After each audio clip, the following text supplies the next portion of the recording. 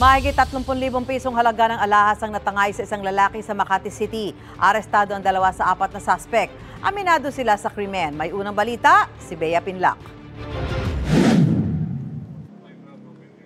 Nahuli raw sa akto ng mga otoridad ang 2 magkaibigang ito na hinohold up ang 25 anyos na lalaki sa Barangay San Antonio, Makati City pasado alas 11 kagabi. Pauwi na raw sana ang biktima nang mapansin niyang minamanmanan siya ng 4 na lalaki na sakay ng 2 motorsiklo. 2 beses na po silang dumaan sa harap ko po. Lumipat po ako sa mas maliwanag na na pwesto na area po. Yung sa may mas mataong lugar. Then, di ko po pala alam na sinundan na po pala nila ako. Sa madilim na bahagi na to ng Metropolitan Street, hinold up ng 4 na suspect ang lalaki ayon sa pulisya. Ang target ng mga suspect ang kwintas at pulseras ng biktima. Ayon sa biktima, humigit kumulang 32,000 pesos ang halaga ng mga alahas na tinangay sa kanya. Bumaba po yung 2 yan, tinutukan na po ako ng baril.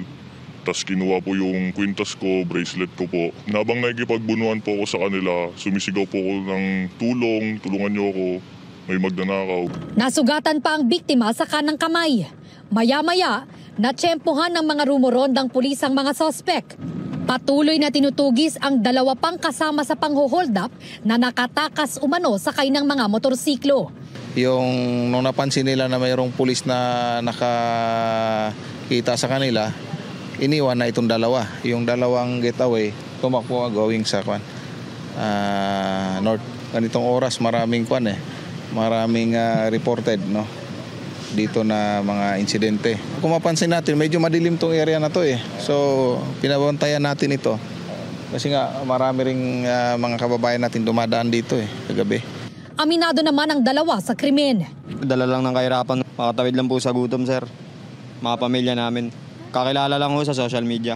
Easy money daw po. Bibigyan na lang daw kami kahit tag 10,000 kami, sir. Na-recover sa kanila ang 2 kargadong baril at ang mga tinangay nilang alahas ng biktima.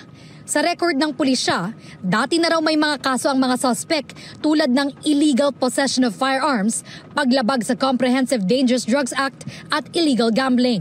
Reklamong robbery hold-up ang isasampa ngayon laban sa 2. Ito ang unang balita.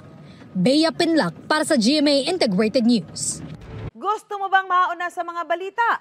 Mag-subscribe na sa GMA Integrated News sa YouTube at tumutok sa unang balita.